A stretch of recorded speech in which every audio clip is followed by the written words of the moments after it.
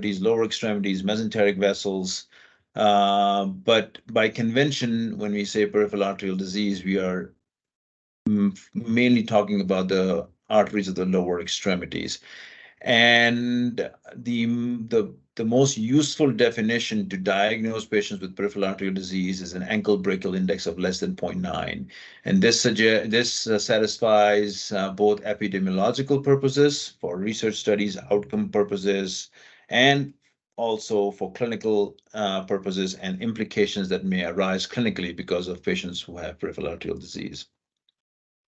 So as I said, it's a marker of systemic atherosclerosis. A lot of times people with peripheral arterial disease may be asymptomatic, but by picking them up, we know that they are either at risk for developing systemic atherosclerosis affecting different arterial tree, or they may already have it and may be asymptomatic from a coronary standpoint, cerebrovascular standpoint, renal or mesenteric standpoint, and so far, and so on and so forth. So this is a marker of a systemic problem that is going on that is easy to pick up, as we will see. Now, PAD is a common problem and is becoming even more common. The WHO declared it as an impending epidemic across the globe, not just in the US, but also in developing countries and other developed countries as well. In the US specifically, about 10% of the adult population has peripheral arterial disease.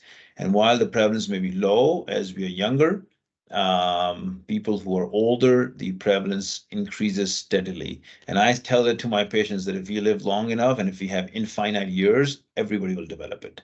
So people who are greater than 60 years, it's 15%, 70 years, 30%, octogenarians even more.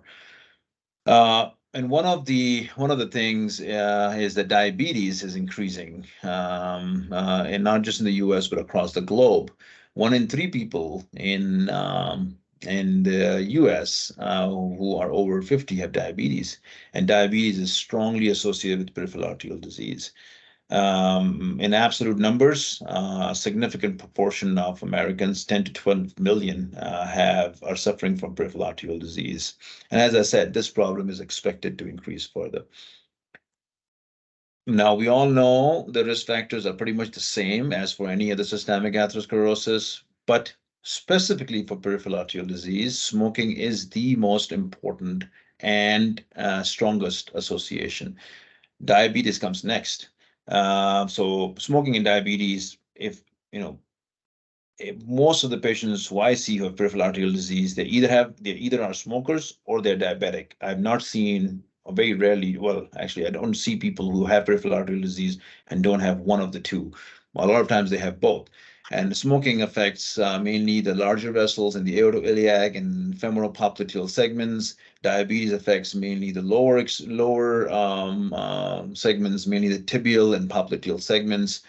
Patients with smoking may have rest pain, whereas patients with diabetes and peripheral arterial disease may have or have a higher chance of having tissue loss. When combined together, it makes it even a more challenging problem to deal with.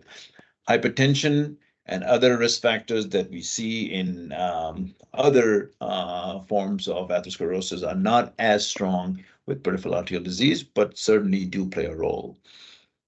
Most of the times, it's a combination of these things that patients present with.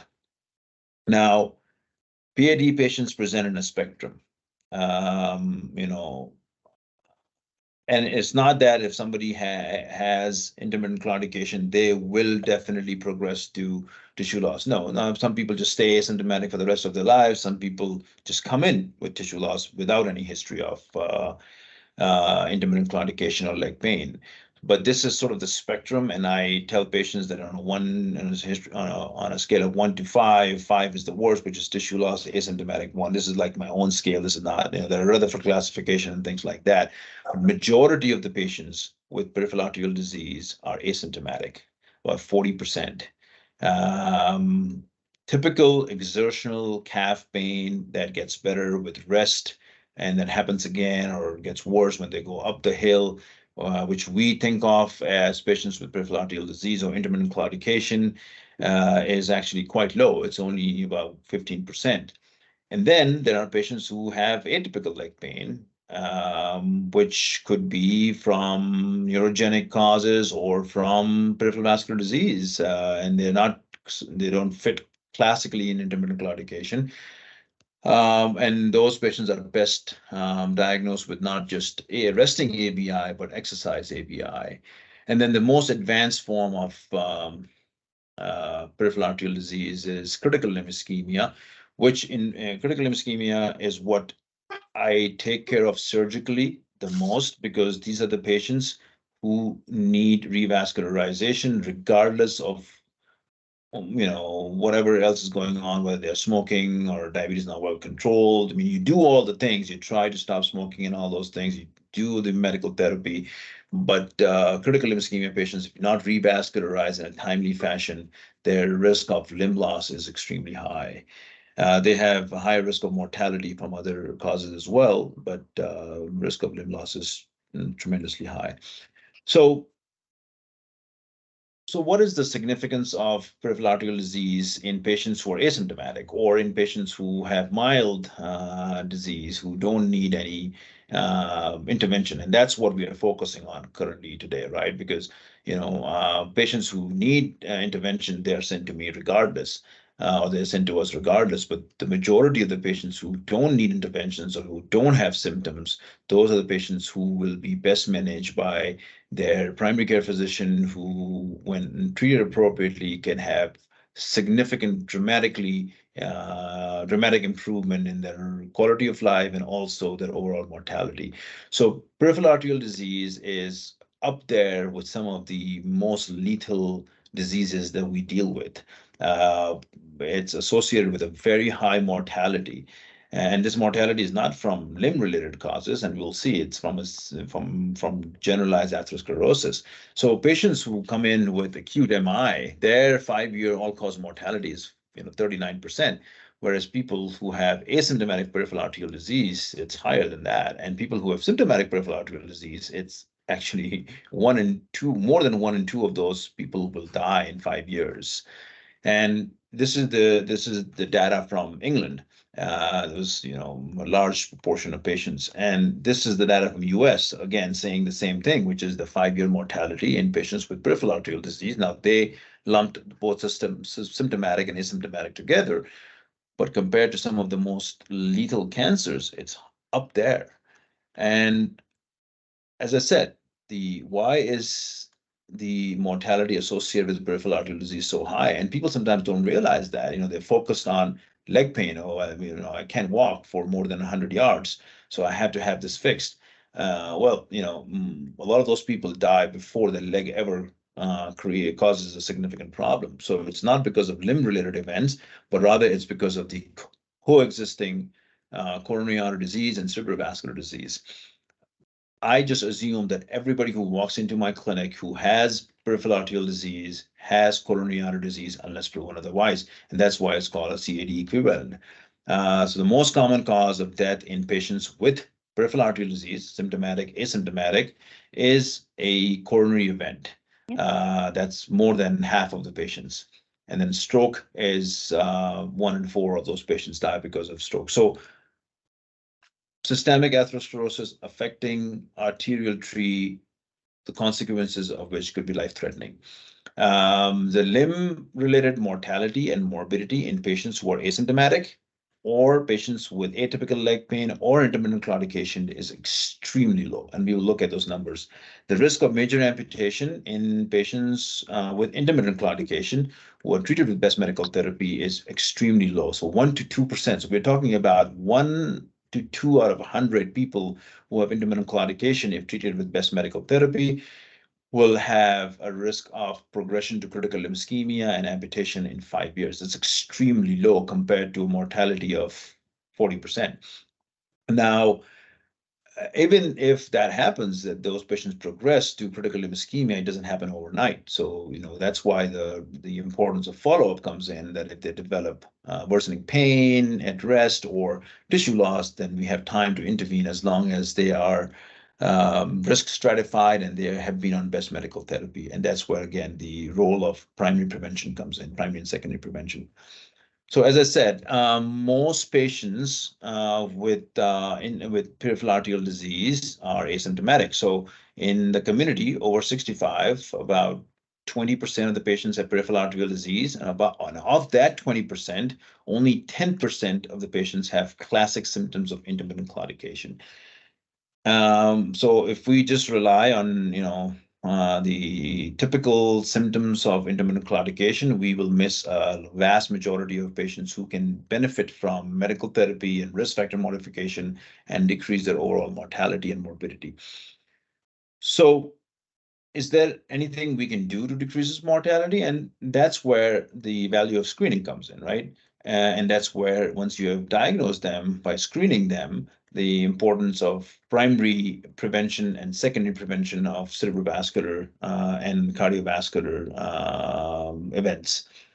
So there has been a lot of talk about screening and should routine screening be done for peripheral arterial disease. And currently, based on the United States Preventive Services Task Force guidelines from 2014 and 2016, I believe, they don't recommend routine screening of patients of all comers, broad population-based setting, as I should say, for peripheral arterial disease. And the main reason for that is because there's insufficient evidence to say that it benefits them. And the main reason is that the trials that have looked at use of aspirin in preventing limb-related mortality and cardiovascular-related mortality in patients with peripheral arterial disease have been sort of confusing and have shown mixed results. However, we'll see that the recent data and the use of statins and clopidogrel and the new anti-hyperlipidemic medications, they have shown significant promise. Compass trial is something else we'll take a look briefly. And this new data suggests that, yes, if you identify those patients, then it does help with primary and secondary prevention of cardiovascular and cerebrovascular related mortality. So that's why utility of screening comes in. Now, to screen peripheral arterial disease, do we have a sensitive and a safe test? Yes, we do.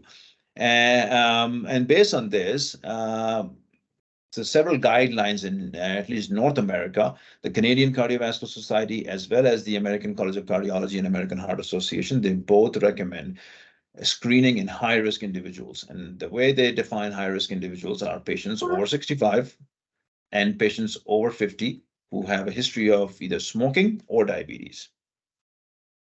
So we all know ABIs, we all rely on that. It's not a perfect test by any means, but it's a very cheap, very safe, easily available test that can be performed by any physician or even a medical student. I have my medical students perform this in several settings. All you need is a Doppler and a blood pressure cuff.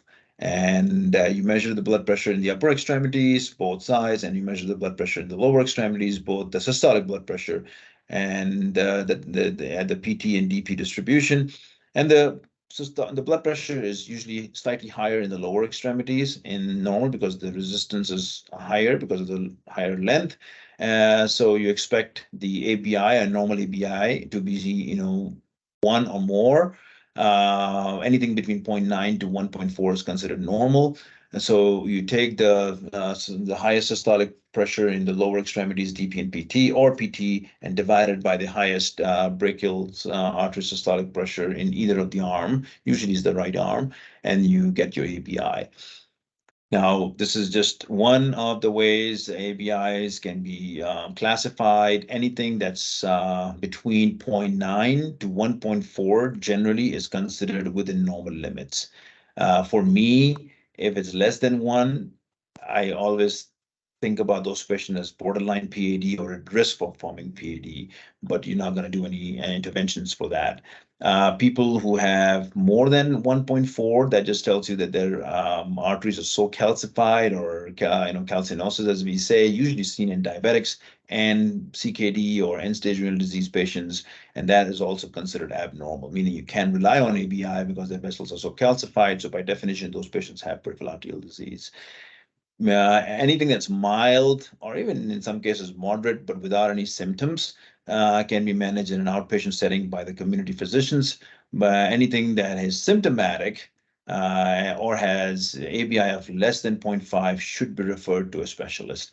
Now, doesn't mean that any people who have ABI of 0.5 will be symptomatic versus people who have ABI of 0.7. I've seen many patients, or this is very well studied, that the symptoms in peripheral arterial disease has nothing to do with the ABI measurement. There will be a patient with an ABI of 0.3 and be completely asymptomatic, versus somebody with a ABI of 0.7 and may have significant intermittent claudication. But ABI just tells you that what is the severity of this disease, and based on how much collaterals they have formed, they may or may not be symptomatic. Another clinical implication of ABI is that we know that a normal ABI, if you look at this bar here, a normal ABI, patients have overall low risk of cardiovascular related mortality, and by virtue of that, all-cause mortality is lower. But as your ABIs decrease or as your ABIs go up, the chances of dying from cardiovascular related complications, and that includes MIs or dissections, well, not really dissection, but MIs or carotid issues or cerebrovascular disease or mesenteric ischemia, it goes up tremendously. So it is just one other thing that tells us that how sick somebody really is, because I say it with all sincerity, vascular patients are one of the sickest patients because the vascular tree is falling apart, and that just tells you that they have a high risk of mortality. So we diagnose somebody with ABI, symptomatic, asymptomatic, whatever it may be. So what are our goals of treatment? Well, the goals of treatment is to reduce their morbidity and mortality. That's the essential goal, especially in asymptomatic patients, right? So it applies to all PAD patients to how to prevent primary or secondary cardiovascular events. The second goal is to relieve their exertional symptoms and increase their walking capacities to improve the quality of life. So this applies to patients with intermittent claudication. I mean, how can we make their pain better? How can we help them walk more? How can we help them do their activities of daily living without being incapacitated? So that applies to patients with intermittent claudication. And finally, to prevent limb-related adverse outcomes and to improve the quality of life. And that applies to patients with critical limb ischemia. So the first two are, I think, very important in a primary care or community setting, because a lot of things that are available that we can do to help achieve the first two goals can be done in a community setting. So reduction of cardiovascular morbidity and mortality, as I said, previously aspirin's role has been quite sort of contradictory or mixed results, but as we'll see, there is some solid data coming out with use of antiplatelet and antithrombotic therapy. So risk factor modification for reduction of cardiovascular morbidity and mortality, right? So smoking cessation is one of the most important things that we can discuss with our patients. And don't get me wrong, it's much easier to say it than it's actually done, because a lot of these patients, I've operated on people on all their limbs. I've done carotid surgery on them. I've done mesenteric surgery on them. They have lost all their toes. They're still walking, but they don't want to stop smoking.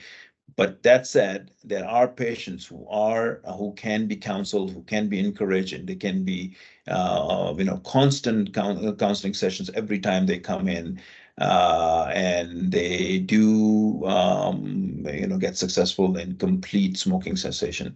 So, and this is one of the performance measures, how many of your patients can have stopped smoking. So the main thing that I find is persistent counseling and referring to psychological counseling and behavioral therapies. To me, that has worked the most. There are several pharmacological adjuncts that are available, but like nicotine patches and the use of SSRs and all those things. But I think it can be it can have very mixed results unless their behavioral therapies have been initiated as well. Now, most important thing that can be done in patients with asymptomatic disease or even in patients with intermittent claudication is lipid lowering strategies. So there is very clear data that we all know of that lower the LDL, the lower the risk of your limb events and lower the risk of your cardiovascular related mortality. Statins have changed the game here, not just in peripheral arterial disease, but in carotid disease and coronary artery disease. And now with the new group of PCSK9 inhibitors, if you look at the 4-year trial, when combined with statins or even alone, they decrease significantly the risk of hospital admissions related to acute limb ischemia, chronic limb ischemia, the risk of amputations go down, and also the risk of coronary events go down. Now, yeah, let's talk about the antiplatelet therapy. So as I said, the previous trials, all trials, aspirin gave use of aspirin in preventing limb-related outcomes was kind of mixed results. But the recent trials in use of Plavix, comparing with aspirin, Plavix showed some significantly improved limb-related outcomes. But the most encouraging trial that actually has shown the role of antithrombotic and antiplatelet strategies in patients with peripheral arterial disease is the COMPASS trial, in which when aspirin combined with low-dose Xarelto or rivaroxaban has shown a clear decrease in all-cause mortality, and that all-cause mortality is primarily due to decrease in cardiovascular-related death and stroke outcomes. There is a slightly higher risk of bleeding, non-life-threatening bleeding, in these patients who are on combined aspirin and low-dose Xarelto, but the benefit significantly outweighs the risk. So in patients who I've operated on or I take care of, and if they are the right candidates, I do start them on low-dose Xarelto. And then there are other strategies like blood pressure management and glycemic management, which glycemic management can be very, very challenging as well. I obviously rely on my primary care physicians and the endocrinologists to take care of that. Now, let's talk about how can we relieve their exertional symptoms. So we're talking about intermittent claudication here. So probably one of the most effective, but least talked about because it's not patients are not very compliant with it, is the supervised walking program or exercise program. Now, most centers have cardiovascular rehabilitation facilities where you can refer them for this. Insurances cover it if patients have peripheral arterial disease and ABI of less than 0.9, and this has shown to increase the walking distance by 100% in about 6 to 8 weeks. And the way it works is you have to walk for about 30 to 35 minutes on a flat surface 5 times a week. I tell my patients you can do it outside. You can walk till you have pain, take a little rest, and then walk again. Do it for a total of 5 to 6 times a week. And I will tell you, some patients come in and if they've been compliant, they say, "Oh, I can walk now way more than what I could," and they're very happy with that.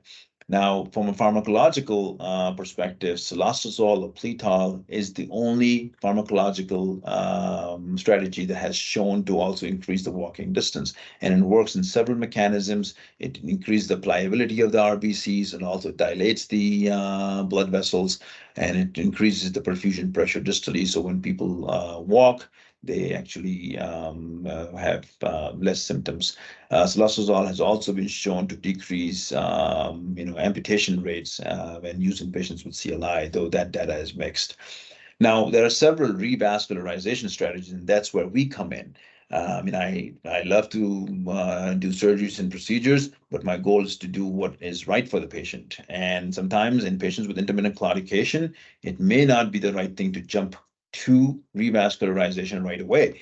As I said, most of the majority of the patients that I do surgeries on for peripheral vascular disease is patients with critical limb-threatening ischemia or chronic limb-threatening ischemia. I would say about 90% of those patients are CLI patients. The reason why patients are sent to us or vascular interventionalist for in PAD with claudication is the fear, is the anxiety that, oh, I have blockages in my legs and that it causes pain and this will result in me losing my leg. while the patient is actively smoking and while the patient is not on best medical therapy. So if you look at the data, this is the data has been studied extensively. If patients with intermittent claudication are treated with best medical therapy, the risk of progression to chronic limb-threatening ischemia is 1 to 2% in 5 years. That is significantly low compared to the risk of dying from cardiovascular event or stroke. So most of the times when patients are coming to me and they're not on best medical therapy and it's not affecting their lifestyle, simple reassurance is all that they need. And I would tell you 90% of the patients, oh, we didn't know that. And they are fine with at least starting themselves on best medical therapy and trying cilostazol and walking program and things like that. Um, I think this is a good opportunity to talk about a recent New York Times article in which this was the topic of not just the social media, but mainstream media as well. And I know this because I have taken care of some of those patients who had these, I would say, in procedures that were done for soft indications or sometimes unindicated procedures, extensive procedures done for intermittent claudication, and they ended up resulting in losing their legs because they were not selected properly and they were not medically optimized to begin with. The data is very, very clear, and which is that patients with intermittent claudication, if not treated appropriately with medical therapy and revascularization, especially endovascular revascularization, is attempted before they stop smoking, or at least show a clear will that they're cutting down on smoking, their risk of limb-related adverse outcomes is significantly higher in patients with intermittent claudication who are treated with best medical therapy, which includes smoking cessation. Having said that, revascularization is sometimes needed in patients with intermittent claudication. And I consider that, I tell my patients that, yes, you're having pain. I want to help you when significantly affecting their lifestyle. So may it be their job. There are some young patients who can't perform their day-to-day job because of this, or patients who, for leisure activities, they want to go out for walks with their family, or they want to go play golf or things like that. I mean, these are significant lifestyle limitations because of these symptoms. And I certainly offer them revascularization, either endovascular or open, depending on their anatomy, once they are medically optimized. So there are many options for revascularization. I'm not going to bore you guys with all the different strategies and the tools that we have available, from endovascular to open to hybrid. And within the endovascular arena, we have a wide era of tools that are available, from balloon angioplasty, drug-coated balloons, stents, drug-eluting stents, atherectomies, laser, and things like that. What is important to understand here, that there is no one strategy that fits all. It has to be customized to the patient's anatomy, the nature of the lesion, how calcified it is soft, the length of the lesion, and things like that. So some patients may benefit from pure endovascular means, some patients may benefit from open means, and some patients from a combination of the two. And when it comes to peripheral arterial disease and revascularization related to peripheral arterial disease, there is a lot of overlap among specialties. Some of the radiology colleagues do it, some of the cardiology colleagues do it. Vascular surgeons certainly feel very passionate about peripheral arterial disease and limb salvage, and multidisciplinary approach for limb salvage in patients with critical limb ischemia. But I do feel that if you just have one tool in your toolbox, you're only going to offer that. So, if you only know how to do it endovascular, or if you only know how to do it open, you're only going to offer that. But if you know all the different techniques, the state-of-the-art contemporary techniques, then you are in the best position to help your patient. And that's what the recent trial, the best CLI trial, showed as well. So with that, I would say that we here at Banner, we have an excellent group of vascular surgeons. We do both endovascular, we do open. We are trained and competent to perform all kinds of revascularization strategies. And we offer our patients a custom-based approach. If somebody needs medical therapy, that's what we offer. If somebody needs combination, that's what we offer. So in summary, peripheral arterial disease is a common problem. It's commonly encountered in a community setting. Most patients are asymptomatic and they remain underdiagnosed. It's associated with a very high all-cause mortality from cardiovascular reasons, as we saw. Patients with risk factors or high-risk patients should be screened with ABI. And depending on what the symptoms are, they're asymptomatic or the degree of the peripheral vascular disease, either they can be managed in a community setting with medical therapy and risk factor modification, as we discussed, or should be referred to vascular surgeon if they're symptomatic or if they have ABI, which is significantly lower. Claudication is a medical problem in general, and simple reassurance is all what most patients need if you tell them the data. And many options are available once revascularization becomes indicated. That's all I have. This is my information in case, I'm here. If you guys need anything from me, any questions, you see a patient and you're not sure about something, this is my number. Feel free to reach out. With that, if there are any questions, I'll be taking questions. If there are any questions, I'm happy to take them. Thank you, Dr. Mapura. Are there any questions, comments? Yeah, I have a question. This is Randy Herman with Primary Care. I just wanted to confirm, if we do a screening for ABI and it is in the PAD range, it is diagnostic, we can code it and then obviously begin treatment and modifications? Yeah, so this is the billing aspect. I knew a question like that was going to come, but I would expect, yeah, I mean, if somebody has, if you do ABI and you document the ABI, which I'm sure it's very simple to document, then yeah, you've diagnosed the patient with peripheral arterial disease, then you can code it. And then, yeah, once you start treatment, you will be able to bill for it. Just like what we do. Great, thank you. I just wanted to make sure we didn't have to get like a whole ultrasound and all of that to confirm. So there are two. That's a very important question, right? And sometimes people confuse that. So there is a simple ankle brachial index which anybody can do, and then there is this PVR and toe pressures and PPG. That is mainly more of an anatomical test, trying to add more to your clinical impression that where is the degree of blockage? Is it iliac? Is it fempop? Is it tibial? And same thing is with duplex. Duplex is a complete image of the arterial tree.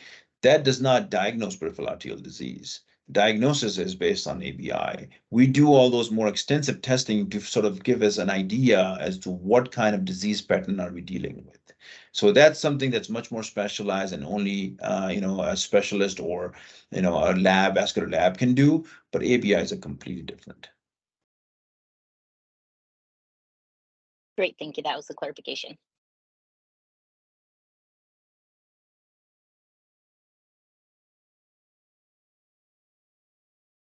There's a comment in the comment section. Great info, thank you. And then another person mentioned great info. Thank you very much. Any other questions?